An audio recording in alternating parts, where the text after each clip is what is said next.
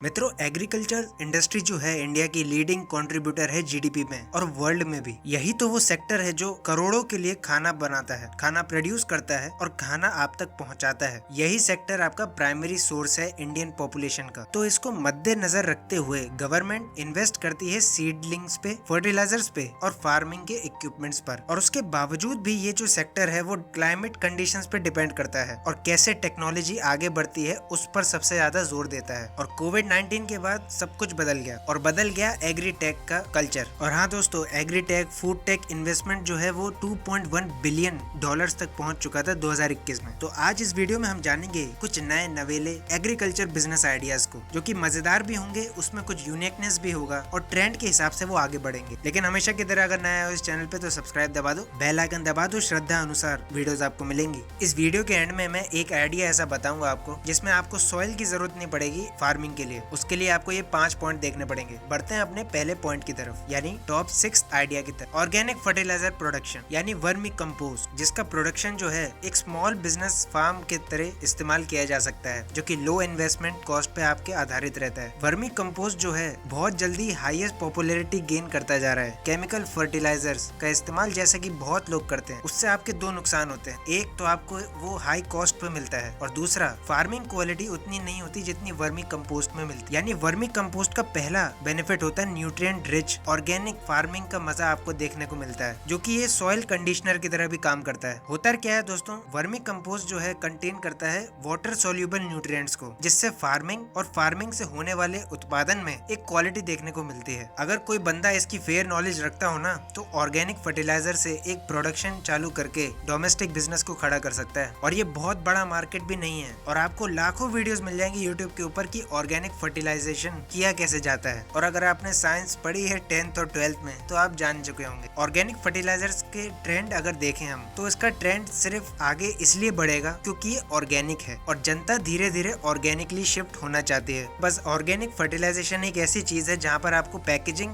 Branding और marketing पे ज्यादा ध्यान देना पड़ेगा। बढ़ते हैं हम दोस्तों अपने नंबर 5 की तरफ, जो कि हाल ही में बहुत तेजी से ग्रो हो रहा है और इसके ऊपर मैंने शायद एक वीडियो भी बनाई है, आई बटन पे वो चेकआउट कर लेना या डिस्क्रिप्शन बॉक्स में। Dry flower trading. अब ये ट्रेडिंग एग्रीटेक में क्या से आ गई, लेकिन अब तक ये वीडियो पसंद आ रहा है तो एक लाइक जरूर कर देना। ड्राई फ्लावर जो है currently one of the highest money making agriculture business ideas में से एक है। यहाँ पर आपको ज्यादा कुछ नहीं, कल्टीवेट करना पड़ता है वैरायटी ऑफ फ्लावर प्लांट्स के साथ, यानी फूल जो अनोखे हों उनको ड्राई करके क्राफ्ट स्टोर्स पे बेचना होता है, जिससे आजकल नई टर्म को इजाद किया गया है DIY, यानी डू इट योरसेल्फ क्रिएटिव, जो कि आर्ट ही होता है। तो जो DIY क्रिएटर्स हैं वो इनको ज्यादातर पसंद करते हैं। और आपको सच बताऊं दोस्तों, DIY जो चीज है ना, उसके इतने फायदे हैं और इसकी इतनी ज्यादा बिजनेस स्ट्रीम्स बन सकती हैं, आप सोच भी नहीं सकते। आप अपने DIY बना के बेच सकते हैं। दूसरा जो मैंने आपको भाई बताया, ड्राई फ्लावर ट्रेडिंग, वो फ्लावर्स को कलेक्ट करके आप उन तक पहुंचा सकते हैं। तीसरा, यहाँ पर आप डिजिटलाइजेशन का प्रयोग कर सकते हैं। वीडियोस बना के DIY आप जानते हैं कितना ज्यादा पॉपुलर हो चुका है आजकल, या उसके लिए आप हायर कर सकते हैं किसी DIY क्रिएटर को और वो पब्लिश कर सकता है आपकी वीडियोस को। चौथा, अपने ही DIY बना के ऑनलाइन को उसको प्रेजेंस में लाना, अपनी वेबसाइट बना के। इसमें आपको दो चीजें और करनी पड़ेंगी,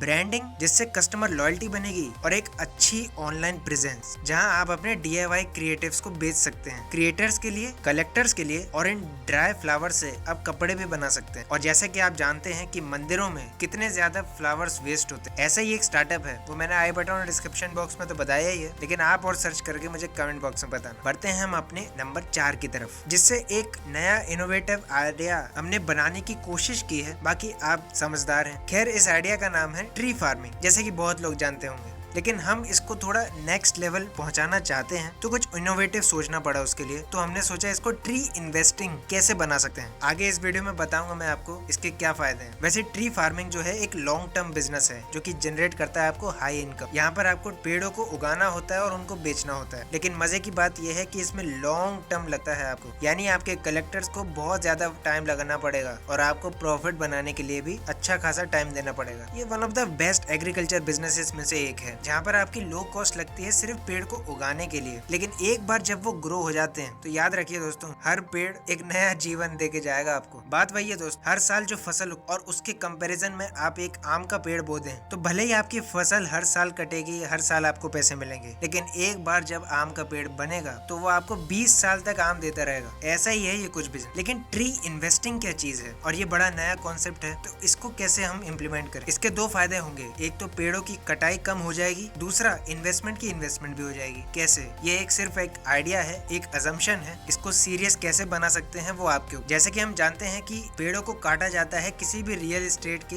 इंफ्रास्ट्रक्चर को बनाने के लिए, लेकिन वो पेड़ अगर किसी ने बोया है और वो नहीं चाहता कि इसको काटा जाए तो वो एक रकम लगा सकता है उस रियल एस्टेट के अंदर। मान लीजिए एक बिजनेस ओनर है जो चाहता है ये आपने जो पेड़ लगाया है इसको हटाया जाए क्योंकि यहाँ पर उसको एक मॉल बनाना है। यानी इसका मतलब ये है कि जो ट्री की कॉस्ट है, जो ट्री की वैल्यू थी, वो मॉल के इंफ्रास्ट्रक्चर की वजह से बढ़ गई। ये एकदम वैसा ही है जैसे एक रियल एस्टेट काम करता है। एक घर है जो हाईवे के पास बन गया है, हाईवे की कॉस्ट उसकी वैल्यू बढ़ा रही है। वैसे ही आप अगर कोई पेड़ को इन्वेस्ट करते हैं तो यानी आपने वो पेड़ बोया है, उसको टाइम लगा है बढ़ने में, तो उसकी कोई कॉस्ट तो आपको मिलनी चाहिए ना। ये सिर्फ एक अजम्पशन है दोस्तों। तो इससे क्या होगा, जो रियल एस्टेट मैनेजर है वो उस पेड़ को काटेगा नहीं, उसके इर्द गिर्द बना देगा मॉल, जिससे उसकी वैल्यू और ज्यादा हो जाएगी। और अगर कभी पेड़ को काटा भी जाए तो आप उसको शिफ्ट करा सकते हैं। आजकल तो ऐसी टेक्नोलॉजीज हैं जो रूट से पेड़ को उठा के अलग रख देती हैं, तो आप उसकी भी कॉस्ट ले सकते हैं उस रियल एस्टेट से। ये सिर्फ एक अजम्पशन है, इसलिए इस पे काम करना भी बाकी है। खैर, हम तो बढ़ेंगे अपने नंबर 3 की तरफ। अब उससे पहले ये वीडियो यार जरा सा भी पसंद आ रहा है, थोड़ी सी भी नॉलेज मिल रही है तो एक सब्सक्राइब बनता है इस चैनल पे और एक लाइक का।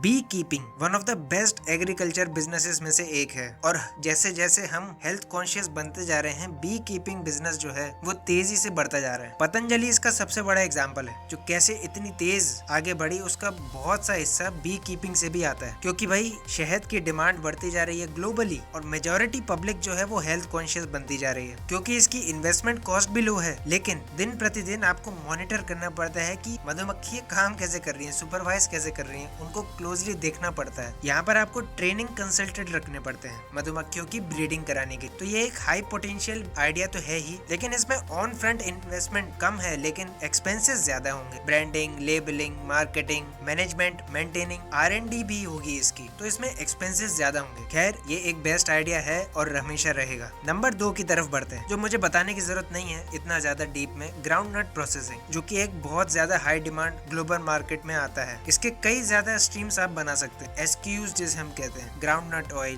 पीनट बटर, ये सब इसी कैटेगरी के अंदर आते हैं। यहाँ पर आपको इन्वेस्टमेंट तो करनी ही पड़ेगी मीडियोकर की, यानी मिड लेवल की इन्वेस्टमेंट, अगर आपको एक अच्छी क्वालिटी मटेरियल की आउटपुट लेनी है तो। क्योंकि यहाँ पर बात आती है कल्टीवेशन की भी, तो इसकी एक्सपेंसेस कॉस्ट ज्यादा है। इसलिए मैंने इसको दूसरे नंबर पे इसलिए रखा है क्योंकि इसकी मांग तेजी से बढ़ती है, लेकिन इसमें इन्वेस्टमेंट उतना ही ज्यादा लगता है। लेकिन पोटेंशियल देखा जाए तो हेल्थ कॉन्शियस पब्लिक के अंदर इसका पोटेंशियल बहुत ज्यादा है। अगर आप एक अच्छी से अच्छी क्वालिटी उन्हें देंगे तो वो जरूर खरीदेंगे। यहाँ पर भी आपको वही एक्सपेंसेस का खर्चा ज्यादा होगा और यहाँ कंपैरेटिवली इन्वेस्टमेंट ज्यादा भी लगेगा, लेकिन रिजल्ट जो आपको मिलेगा वो शॉकिंग। और इसकी मार्केटिंग कैसे कर सकते हैं, 12 तरीके मैंने आई बटन पे दे रखे। लेकिन बढ़ते हैं अपने नंबर 1 की तरफ, जो कि मैंने आपको बोला कि बिना सॉइल के भी आप प्लांटेशन कर सकते हैं। हाइड्रोफोनिक रिटेल स्टोर एक ऐसा ही आइडिया है, एक इनोवेटिव ट्रेंड आगे जाके बढ़ने वाला है प्लांटेशन की टेक्नोलॉजी के अंदर। यानी आप प्लांटेशन कर सकते हैं बिना सॉइल, बिना मिट्टी के। ये जो स्पेशलाइज्ड रिटेल स्टोर्स होते हैं हाइड्रोफोनिक इक्विपमेंट से लेस होते हैं, तो इनके लिए सप्लाईज भी लगती हैं। यहाँ पर इन रिटेल स्टोर्स में प्लांट्स तो ग्रो किए ही जाते हैं, लेकिन 2 पर्पज से, कमर्शियल यूज के लिए